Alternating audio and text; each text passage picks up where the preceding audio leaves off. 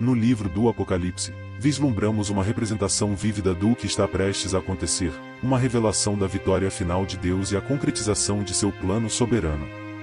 Este livro não se resume apenas a uma profecia, é uma promessa, assegurando-nos que a soberania de Deus persiste mesmo nos momentos mais desafiadores. Isso nos confirma que, apesar das turbulências e adversidades, o domínio de Deus permanece inquestionável. Como cristãos, nossa resposta a essa verdade é dupla. Primeiramente, somos instados a confiar na soberania de Deus, o que implica descansar na certeza de que Ele está agindo, mesmo quando sua mão não é imediatamente visível. Em segundo lugar, somos chamados a manter a esperança em um mundo que frequentemente parece estar fora de controle. Nossa esperança está fundamentada na firme realidade do poder soberano de Deus. O desdobramento da história não é simplesmente uma sequência de eventos aleatórios, ao contrário, segue uma direção clara e um propósito, assemelhando-se a uma narrativa cuidadosamente planejada com início e fim definidos. Nós, como atores em um palco, desempenhamos nossos papéis em uma trama muito mais abrangente do que nossas histórias individuais. Cada passo, cada movimento tem significado, todos contribuindo para a progressão da história desde o seu início até sua conclusão. Cada nascimento e morte, cada amanhecer e anoitecer, cada conflito e rumor de guerra, assim como todos os desastres naturais e surtos de doenças, impulsionam a narrativa desde seu início até seu desfecho. Os eventos globais em curso não ocorrem de maneira caótica ou aleatória, em vez disso, estão seguindo uma trajetória específica permitida por Deus Todo-Poderoso. Isso fica claro no livro da Revelação, que nos orienta enquanto avançamos em direção à sua realização ao longo desta jornada. Tenha em mente que, nos dias atuais, em meio ao tumulto de nações em conflito, e reinos se levantando uns contra os outros, a soberania de Deus permanecerá inabalável. Diante de fomes e terremotos em várias regiões, existe uma verdade incontestável, que deve servir como alicerce para nossas almas: Deus é soberano e ponto final. Sua supremacia não é apenas um conceito passageiro restrito às páginas da história, ou à serenidade da paz, trata-se de uma realidade inquebrantável, persistindo mesmo nos últimos dias, enquanto nos encaminhamos para o cumprimento das profecias registradas no livro do Apocalipse. Visualize a soberania de Deus como um trono inabalável, no meio das complexidades dos eventos terrenos. Funciona como um farol constante de esperança e garantia. A soberania de Deus nos revela que Ele não é um mero espectador nas questões humanas. Ele é o autor e consumador de nossa fé, o diretor da grandiosa narrativa da história. Essa soberania é abrangente, abarcando não apenas os momentos de paz e prosperidade, mas também os períodos de turbulência e tribulação. Ao observarmos os eventos em curso nas nações, como o desenvolvimento, conflitos naturais, desastres e sinais que muitos interpretam como prenúncio de uma nova era, pode ser fácil ceder ao medo ou à confusão. Contudo, é crucial reafirmar a verdade: Deus mantém total controle sobre seus planos, os quais não são prejudicados por ações humanas, ou eventos naturais. Cada incidente, independentemente de sua aparente confusão, está submetido à sua soberana vontade. Isso não implica que Deus seja o originador do mal, ou do sofrimento, mas indica que Ele opera por meio de todas as circunstâncias para alcançar seus divinos propósitos. No livro do Apocalipse, vislumbramos uma representação vívida do que está prestes a acontecer, uma revelação da vitória final de Deus, e a concretização de seu plano soberano. Este livro não se resume apenas a uma profecia, é uma promessa, assegurando-nos que a soberania de Deus persiste, mesmo nos momentos mais desafiadores. Isso nos confirma que, apesar das turbulências e adversidades, o domínio de Deus permanece inquestionável. Como cristãos, nossa resposta a essa verdade é dupla.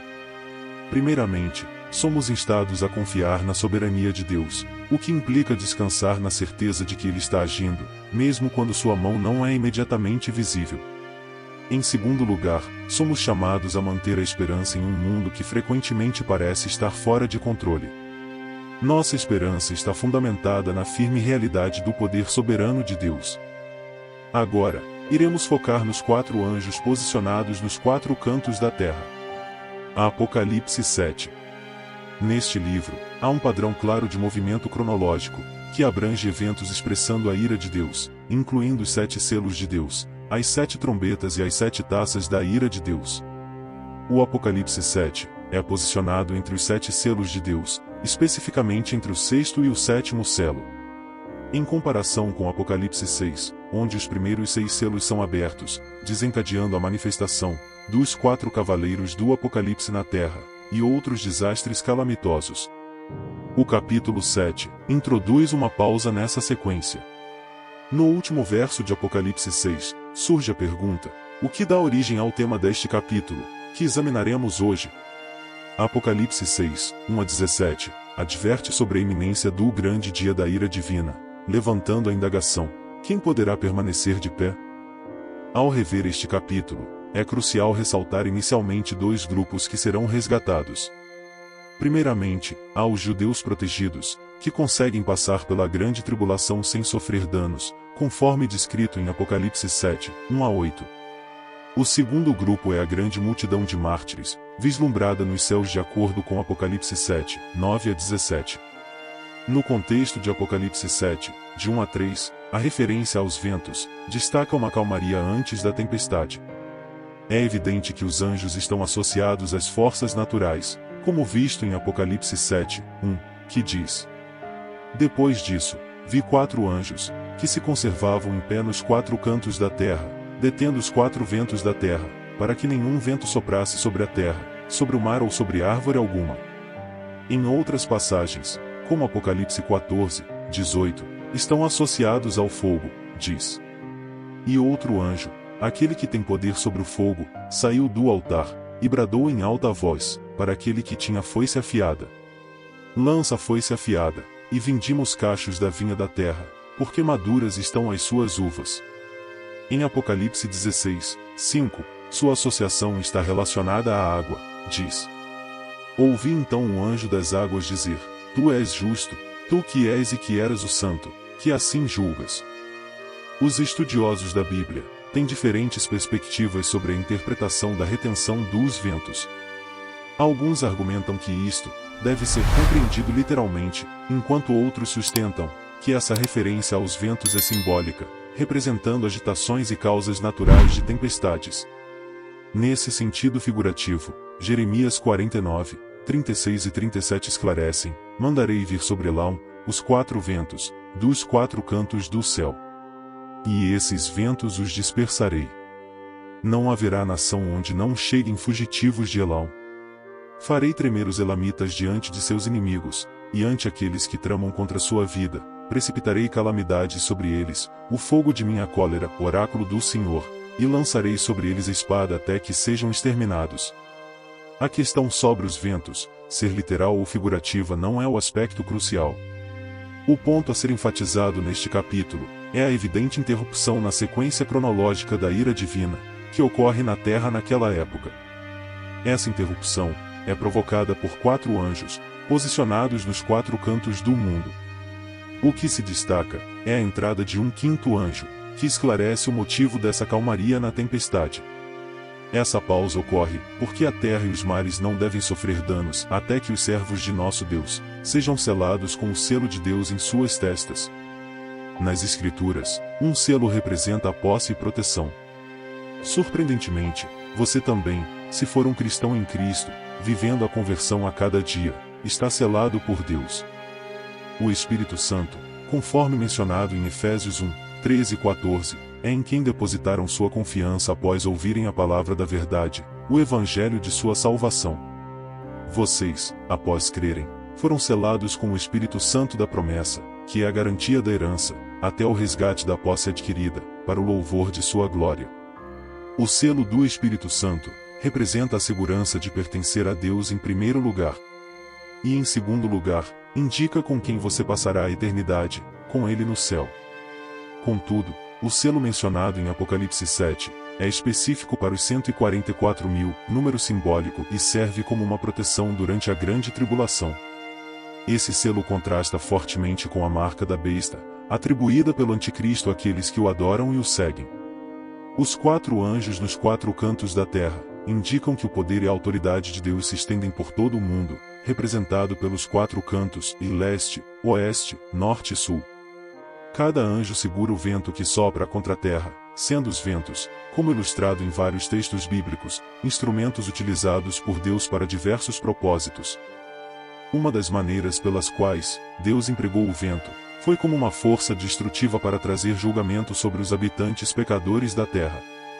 O capítulo 10 do Êxodo, versículos 13 e 14, relata: Moisés então estendeu sua vara sobre a terra do Egito, e o Senhor trouxe um vento leste que soprou durante todo o dia e toda a noite. Pela manhã, o vento leste trouxe os gafanhotos, que se espalharam por toda a terra do Egito, e pousaram em todo o território.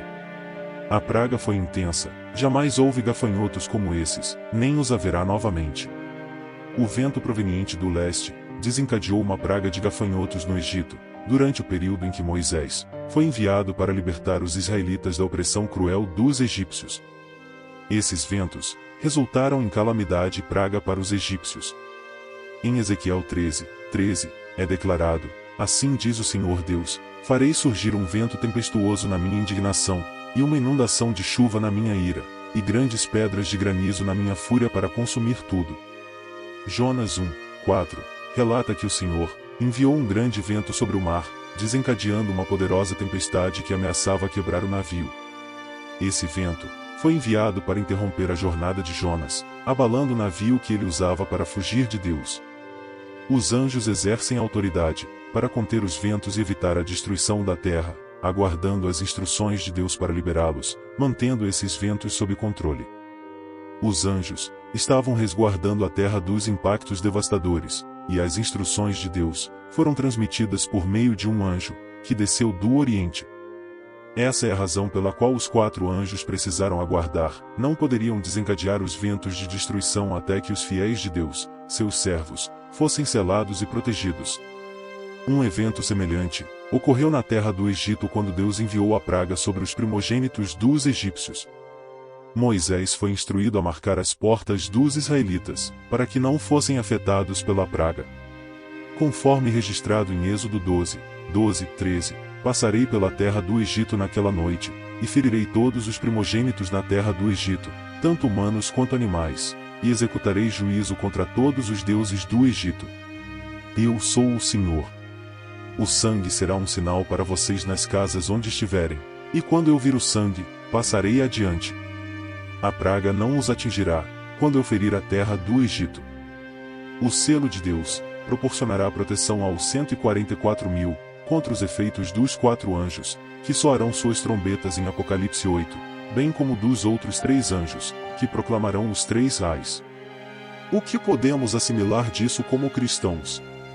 Em primeiro lugar, Deus sabe todas as coisas. Ele é completamente soberano, detendo o direito sobre tudo, em todos os lugares e simultaneamente. Ele é o doador da vida. É comum que os cristãos atribuam eventos positivos à soberania de Deus, enquanto culpam o mal ao diabo. Isso pode inadvertidamente equiparar o Deus Todo-Poderoso com um demônio malévolo.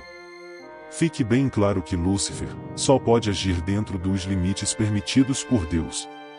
Em última instância, Deus é soberano, como evidenciado no controle exercido sobre os 4 anjos, no livro de Apocalipse, indicando que em todas as situações e lugares do universo, Deus mantém o controle e a soberania.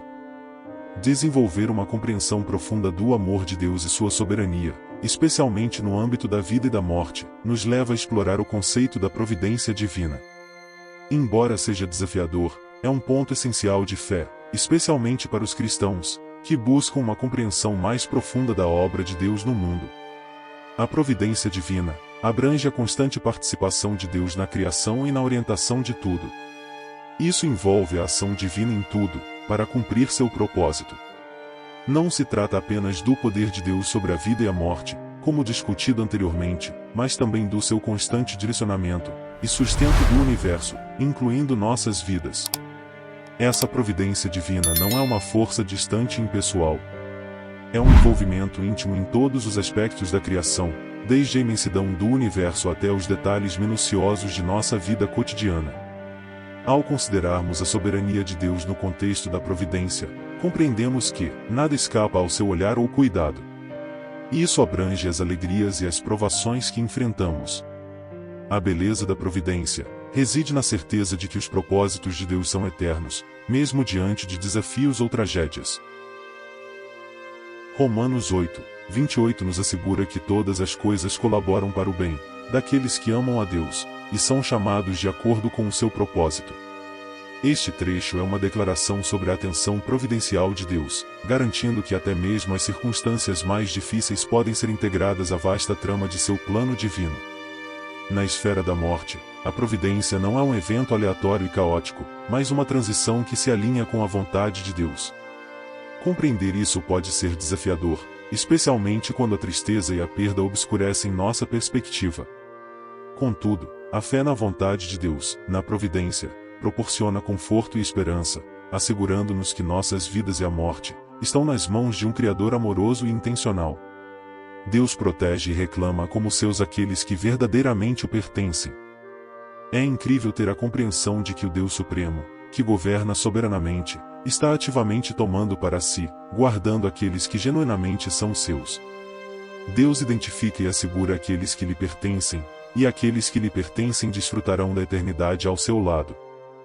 Então, não tenha medo das coisas assustadoras que estão acontecendo no mundo. Se você busca a Deus, busca estar em comunhão com Ele, em uma vida reta e justa. Tenha apenas confiança, e se entregue a cada dia mais a Deus Criador e Senhor de todas as coisas.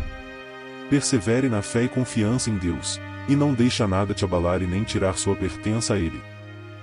Pois já sabemos que Jesus Cristo é sempre o mesmo, ontem, hoje e por toda a eternidade. Te peço gentilmente, se inscreva no canal, ative as notificações, e nos ajude a divulgar a mais pessoas a poderosa palavra de Deus. Deus te abençoe.